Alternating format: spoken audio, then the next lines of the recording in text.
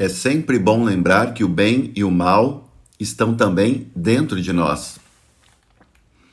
O Evangelho de Mateus, capítulo 13, versos 24 a 30, diz mais ou menos assim: Naquele tempo, Jesus contou outra parábola à multidão. O reino dos céus é como um homem que semeou boa semente no seu campo. Enquanto todos dormiam, veio seu inimigo, semeou joio no meio do trigo e foi embora.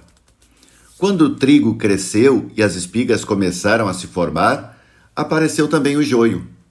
Os empregados foram procurar o dono e lhe disseram: Senhor, não semeaste boa semente no teu campo?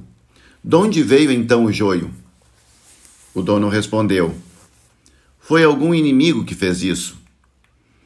Os empregados lhe perguntaram: Queres que vamos arrancar o joio? O dono respondeu: Não. Pode acontecer que, arrancando o joio, arranqueis também o trigo. Deixai crescer um e outro até a colheita.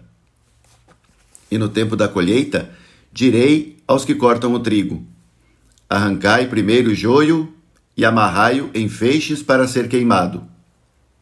Recolhei, porém, o trigo no meu celeiro. A parábola do joio e do trigo põe em destaque a paciência de Deus, que se mostra tolerante com o ser humano, que é fraco e pecador. Convém lembrar que o bem e o mal estão não somente fora de nós, mas também dentro. Joio e trigo crescem juntos. Disse uma vez Saint-Exupéry: É-me impossível pesar o bem e o mal, e ao extirpar o mal, arrisco-me a mandar o bem para a fornalha.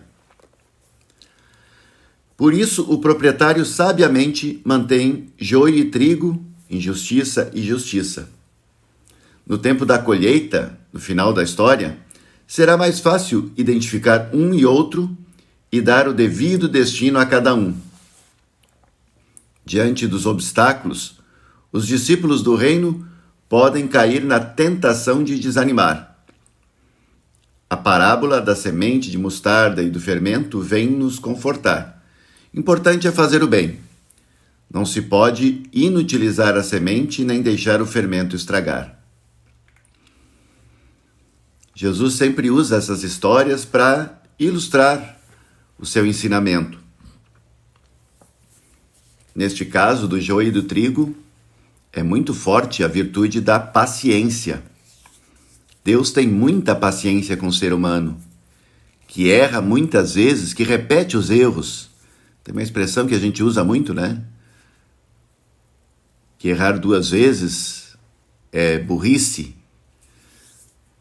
Mas não é assim. Em nossa vida, a gente erra e repete o erro e tenta consertar e tenta se autocorrigir, mas nós erramos muito. E se tentássemos tirar o mal de dentro de nós, talvez tirássemos também o bem e colocássemos na fornalha, como diz Exupéry. Então o convite aqui que Jesus faz é para a paciência. A gente precisa acreditar que o ser humano, por mais que falhe, ele pode ser diferente, sim. Tem alguns crimes cometidos que muitas vezes a gente ouve ou a gente mesmo diz: não, isso não tem solução, isso nunca vai mudar. Claro que às vezes é uma doença, um transtorno psicológico que precisa ser tratado, não é só a fé.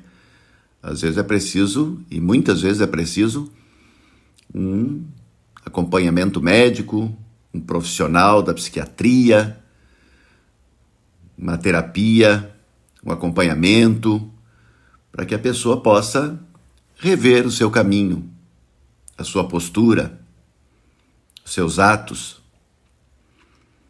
Mas é preciso acreditar, acima de tudo, que nós podemos fazer o bem, apesar de todo o mal que está ao nosso redor e dentro de nós. E nós nem sabemos bem o porquê.